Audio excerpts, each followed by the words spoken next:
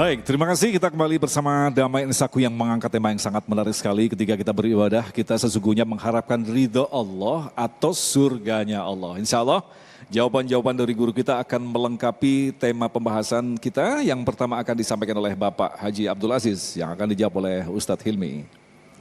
Maskernya tolong diturunkan dulu. Baik, mic-nya mungkin di-share. Terima kasih. Assalamualaikum warahmatullahi wabarakatuh. Subhanallah, penjelasan dari guru-guru kita, apakah kita beribadah mengharap ridha Allah ataukah surga? Yang menjadi pertanyaan dari saya adalah, apa indikatornya sehingga ibadah-ibadah yang kita lakukan sudah mendapat ridho dari Allah Subhanahu wa Ta'ala, sehingga kita bisa menjalankan ibadah ini dengan baik dan sesuai dengan apa yang dalam syariat dalam agama. Sekian, terima kasih. Assalamualaikum warahmatullahi wabarakatuh. Ini pertanyaan yang mewakili kita semua ini. Silakan Ustadz Hilmi. Apakah ibadah kita, apakah indikator ibadah kita jika diterima Allah Subhanahu wa Ta'ala? Yang pertama, ibadah kita harus mengikuti kata Allah dan Rasulnya. Ya, nggak bisa ibadah sendiri. Kalau sudah ada ketentuannya dalam Quran dan Sunnah, ya laksanakan seperti itu. Ya, kalau subuhnya 2, jangan nambah 3. Ustadz, saya baru bangun pagi seger banget nih. Kalau 2 mah kurang kayaknya Ustadz. Nambah 4 gitu, nggak bisa. Ya, harus sesuai dengan koridornya. Itu yang pertama. Ya, jadi jangan mengada-ngada, jangan mengada-ngada sendiri. Yang kedua, ibadah kita diterima Allah Subhanahu wa Ta'ala jika setelah ibadah kita bisa terjaga dari perbuatan maksiat. Imam Ghazali pernah ditanya oleh seorang muridnya, "Syekh, salat yang diterima itu seperti apa sih? Salat khusyuk itu seperti apa sih?" Kata beliau, salat yang khusyuk itu, salat yang diterima itu dimulai dari salam sampai takbir. Muridnya protes, "Syekh, bukannya sholat itu dari takbir sampai salam?" Oh bukan. Sholat yang diterima Allah Subhanahu wa Ta'ala itu adalah dari mulai takbir sampai salam. Maksudnya adalah kalau ibadah kita diterima Allah Subhanahu wa Ta'ala, maka setelah selesai sholat sampai nanti sholat lagi, takbir lagi, kita akan terjaga dari perbuatan keji dan mungkar. Inna sholata tanha anil fahsyai wal munkar, itu indikatornya. Jadi kalau kita ibadah tidak bisa mencegah kita dari perbuatan keji dan mungkar, mah sama aja STMJ, sholat terus, maksiat jalan. Tidak ada efek ruhiyah hanya kepada kita. Mungkin gugur ibadah kita, kewajiban kita mungkin gugur, tapi tidak membuat efek ruhiyah kita. Saum kemarin, gimana Ustadz indikatornya diterima apa enggak? Lihat setelah saum. Ya, kalau setelah saum masa rawakeneh gitunya, sama aja seperti belum puasa, ya berarti ibadah kita begitu-begitu saja. Hanya ritual tahunan menggugurkan kewajiban tanpa ada bekas apapun. Maka yang bisa mengevaluasi apakah ibadah kita diterima Allah Subhanahu wa Ta'ala itu kita sendiri. Apakah setelah puasa kita makin takwa? Apakah setelah sholat kita makin tenang hati kita? Apakah setelah umroh haji kita makin takwa? Kadang-kadang kita pulang umroh haji, di umroh haji Masya Allah takwa kita. Sampai ke tanah air, haji itu pas dipanggilnya enggak Bu Haji, Bu Haji, mana hajinya tuh? Langsung dah gitu ya. Jadi ibadah itu indikatornya paskanya, setelahnya. Sampai kata Rasul, "Malam tanhahu salatu anil fahsya'i wal munkar, lam yazdad minallahi ila bu'dan." Barang siapa sholatnya tak bisa mencegahnya dari perbuatan keji dan mungkar, maka tidak akan menambah apapun di sisi Allah Subhanahu wa Ta'ala, kecuali dan makin jauh kita. Ibu, bapak, kalau ibadah tidak menambah apapun kedekatan kepada Allah, itu enggak ngaruh. Makanya perbaiki niat kita, konsentrasi kita, fokus kita, kehusyuan kita, dan berdoa semoga ibadah kita diterima Allah Subhanahu wa Ta'ala. Amin ya rabbal alamin. Nah, Habibana, kalau kita perhatikan berbicara tentang surga neraka ini menjadi semacam santapan yang bergizi, khususnya bagi orang-orang yang beriman yang selalu berharap. Tetapi Rasulullah pun juga mengatakan bahwa bisa jadi kita masuk surga bukan lantaran amalan kalian, tetapi rahmat Allah. Tapi masih ada saja nih Habibana, seperti yang sudah kita diskusikan tadi ketika Habib berada di Madinah, bertemu dengan seorang dokter. Kalau dokter kan sudah kematangan intelektual yang paling tinggi. masih bertanya, benar nggak ada surga? Nah ini menjelaskan ini seperti apa bagi orang-orang yang memisahkan antara akhirat dan dunia ini, Habibana? Ini luar biasa pertanyaan, pengalaman saya waktu itu di Madinah, betul. Di itu mengisi kajian, ya ada kelompok jamaah tentang masalah akhirat, kita tentang haji, tentang kita tujuannya adalah ridha Allah, tempat ya orang yang diridhoi Allah, tempatnya di mana? Di surga. Nggak di surga. Sudah selesai, bangun satu orang. Dia mengatakan, Ustadz dari tadi cerita tentang surga dan seterusnya. Saya mau tanya, Ustadz jangan marah ya. Loh, mau ditanya jangan marah. Kata saya, insya Allah enggak. Mau tanya apa? Mau tanya ini, silahkan tanya, katanya dia. Kata saya, dia jawab apa? Ustadz, surga itu ada apa enggak? Di mana? Tolong tunjukkan. Loh, yang marah bukan saya, jamaah pada marah. Kurang ajar. Ini haji. Lagi mencari ridhonya Allah untuk masuk surga. Betul apa betul? Nah, tapi saya bilang kepada dia, ini maaf, ini agak panjang dikit, ini tapi pengalaman luar biasa. Ya, ini luar biasa. Subhanallah, saya tanya dulu sebelumnya, Bapak, maaf, Bapak boleh nggak saya tanya? Tapi Bapak jangan marah. Seperti saya tadi dibilang jangan marah syaratnya. Kenapa? Karena ustadz-ustadz lain marah katanya kalau ditanya. Saya tanya dulu sebelumnya, ustadz itu yang marah-marah itu jawabannya apa supaya saya nggak sama. Kata beliau dijawab apa? Ustadz itu jawabnya, Bapak mati dulu. Nanti tahu itu surga. Saya nggak mau begitu. Oh, insya Allah jawaban saya lain. Oke, saya tanya sekarang Bapak. Bapak ini hidup apa tidak? Oh, ibu-ibu yang jawab. Sama jawabannya, hidup. Saya tanya, yakin Bapak hidup? Yakin. Hidup itu bagaimana? Ada roh, dia menyebut rohani. Roh maksudnya ada jasad, ada roh. Saya tanya, rohnya Bapak yakin ada rohnya? Yang lain jawab, enggak, ini gentayangan katanya. Pada marah tanya begitu. Saya bilang, rohnya Bapak ada. Di mana rohnya Bapak? Gak bisa jawab dia. Yakin ada rohnya?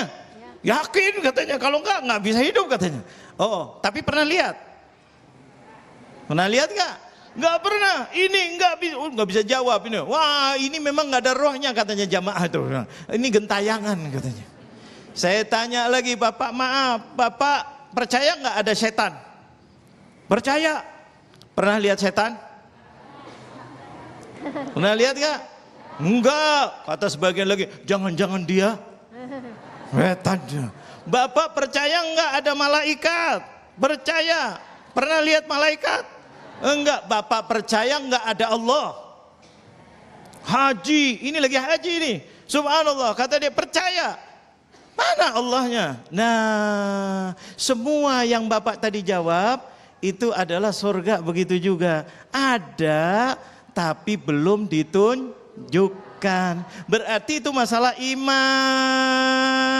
Itu masalah iman. Percaya malaikat datang. Mau lihat dulu malaikat? Panggil malaikat siapa? Nah, baru tahu. Ini akhirnya dibilang, oh iya ya. Nah, inilah Islam. Ini masalah iman.